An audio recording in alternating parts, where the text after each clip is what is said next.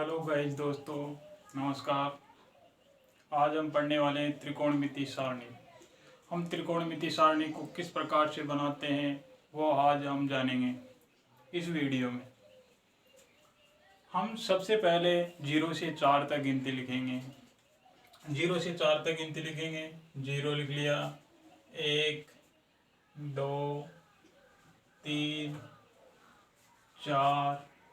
अब हम 4 तक गिनती लिखने के बाद क्या करेंगे, सभी संख्याओं में 4 का भाग लगाएंगे। 4 का भाग लगा देंगे। इसमें 4 का भाग लगा दिया, इसमें 4 का भाग लगा दिया, इसमें 4 का भाग लगा दिया, इसमें 4 का भाग लगा दिया और इसमें भी 4 का भाग लगा दिया। अब हमें जो ये भिन्न प्राप्त हुई है, इनका सभी का हमें वर्गमूल लेना है। वर्गमूल लेंगे, इसका वर्गमूल ले लिया, इसका भी वर्गमूल ले लिया, इसका भी वर्गमूल ले लिया और इसका भी वर्गमूल लेंगे और इसका भी। वर्गमूल लेने के बाद इस भिन्नों का जो मान प्राप्त होगा वो साइन वाली सारणी हमें प्राप्त हो जाएगी। 0 में किसी भी संख्या का भाग लगाते हैं तो हमें 0 मान प्राप्त होता है, तो 0 प्राप्त होगा और 0 का वर्गमूल 0 ही होता है। 1 का वर्गमूल कितना होता है? 1 का वर्गमूल कितना होता है? 1 होता है। और 4 का वर्गमूल कितना होता है? 2 होता है। तो ये क्या हो जाएगा? 1/2 हो जाएगा। अब यहाँ पे क्या होगा कि 4 2 से 2 बार कट जाएगा, यहाँ 2 बार कट गया, तो फिर 1 ऊपर बचा और नीचे क्या बचा? 2 बचा। तो 1 का वर्गमूल तो क्या हो जाएगा? 1 हो जाएगा और 2 का वर्गमूल कितना हो जाएगा? √2 हो जाएगा। तो ये प्राप्त हो जाएगा 1/√2, 1/√2। अब इसी प्रकार ये आपस में कटेंगे तो है नहीं, तो ये 3 का वर्गमूल क्या हो जाएगा? √3 और 4 का वर्गमूल क्या निकल जाएगा? 2 निकल जाएगा। इसी प्रकार ये 4 से 4 समान संख्या से कटेंगे। कितनी बार? एक बार कटेंगे। तो 1 का वर्गमूल कितना होता है? 1 होता है। जो ये सभी भिन्नों का जो मान प्राप्त हुआ है वो साइन वाली सारणी के सभी मान प्राप्त हुए। साइन 0 का मान कितना है? 0 है। साइन 30 का मान कितना है? 1/√2 है। और साइन 45 का मान कितना है? 1/√2 है। और साइन 60 का मान कितना है? √3/2 है। और साइन 90 का मान कितना है? 1 है।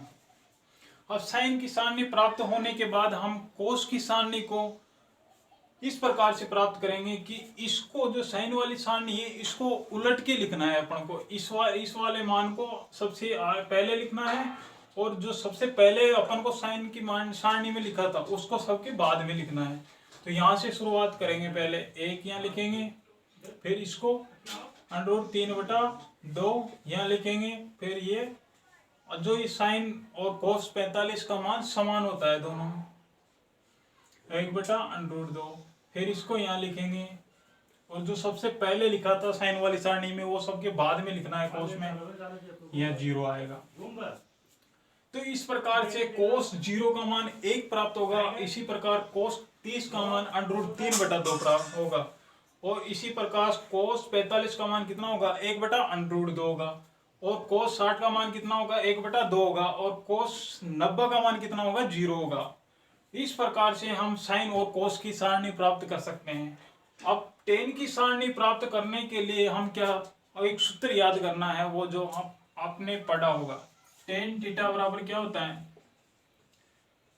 साइन थीटा बटा कोस थीटा। मतलब साइन वाली सारणी में कोस वाली सारणी का भाग लगाने पर अपन को टेन वाली सारणी प्राप्त हो जाएगी। तो साइन वाली सारणी में कोस वाली सारणी का मतलब 0 में 1 का भाग देने पर टेन 0 का मान प्राप्त हो जाएगा। तो क्या 0 में 1 का भाग लगाएंगे तो क्या आएगा? 0 आएगा, 0 आएगा। 0 में 1 का भाग लगाएंगे तो 0 प्राप्त होगा। अब 1/2 में √3/2 का भाग लगाएंगे तो हमें क्या प्राप्त होगा? हमें प्राप्त होगा 1/√3। फिर हम 1/√2 और 1/√2 2 में 1/√2 का भाग लगाएंगे, मतलब समान संख्या में समान संख्या का भाग लगाते हैं तो हमें 1 प्राप्त होता है। तो 1 प्राप्त होगा। √3/2 में 1/2 का भाग लगाएंगे तो √3 प्राप्त होगा। इसी प्रकार 1 में 0 का भाग लगाएंगे, किसी भी संख्या में 0 का भाग लगाते हैं तो हमें अनंत प्राप्त होता है। मतलब उसको अनंत को अपरिभाषित, मतलब इसको परिभाषित नहीं किया जा सकता है। अनंत ये कोई एक सीमित वैल्यू नहीं है। अनंत हो गया। अनंत को अच्छे से लिखते हैं इस प्रकार से। अपन 10 की सारणी प्राप्त होने के बाद हम कोट की सारणी को इस प्रकार से प्राप्त करते हैं, जिस प्रकार हमें कोसाइन की सारणी से कोस की सारणी प्राप्त की थी। हमें जो 10 की सारणी में सबसे लास्ट में लिखे थे उसको सबसे पहले लिखना है, और जो सबके पहले लिखे थे उसको सबके बाद में लिखना है।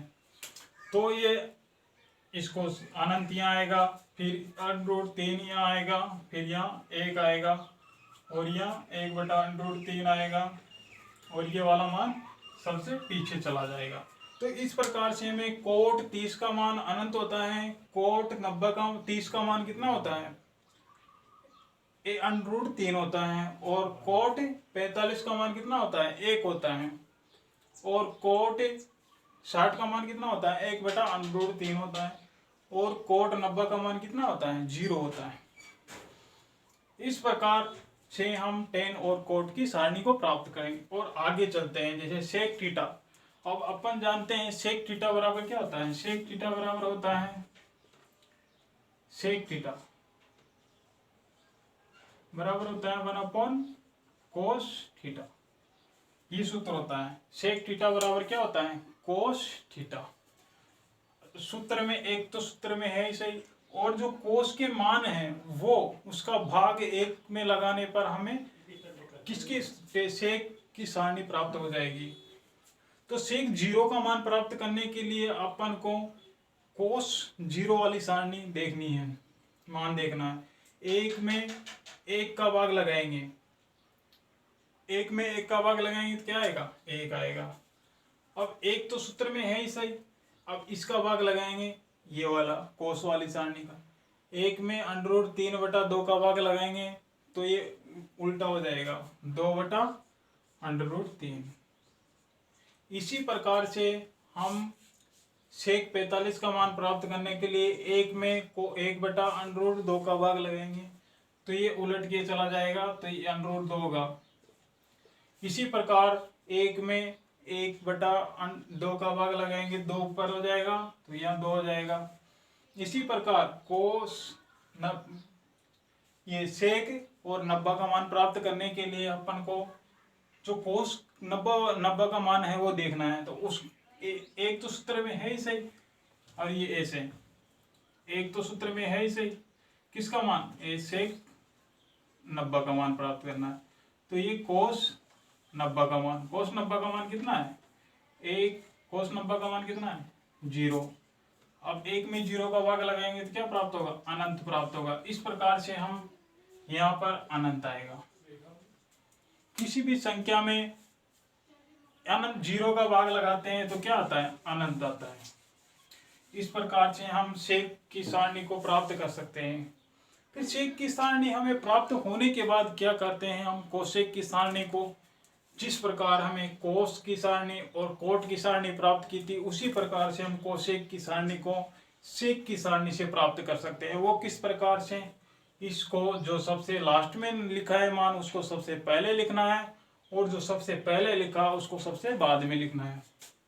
तो अनंत को सबसे पहले लिखेंगे, फिर इसके बाद में 2 लिखेंगे, फिर उसके बाद में ये वाला लिखेंगे, इसके बाद में ये वाला लिखेंगे 2/√3, फिर इसको सबसे लास्ट में लिखेंगे। इस प्रकार से हम सारणी को प्राप्त कर सकते हैं। और इसमें एक ये खास बात याद रखने की है कि साइन और कोस में ये 45 के मान दोनों में समान होते हैं, और 10 और कोट में भी दोनों के मान 45 के बराबर होते हैं, और सेक और कोसेक में भी 45 के मान समान होते हैं। इस प्रकार से हम साइन, कोस, 10, कोट, सेक और कोसेक की सारणी को प्राप्त करते हैं। हम दोबारा से समझते हैं कि हमें सबसे पहले क्या करना है, 0 से 4 तक गिनती लिखनी है। फिर उसमें क्या करेंगे, 4 का भाग लगाएंगे और भाग लगाने के बाद सभी भिन्नों का हमें वर्गमूल लेना है और वर्गमूल लेने के बाद जो मान प्राप्त होंगे वो साइन वाली सारणी का हमें वो मान प्राप्त होंगे। और साइन वाली मान सारणी का जो मान प्राप्त होने के बाद क्या करते हैं कि उसको उल्टा करते हैं तो कोस वाली सारणी हमें प्राप्त हो जाती है।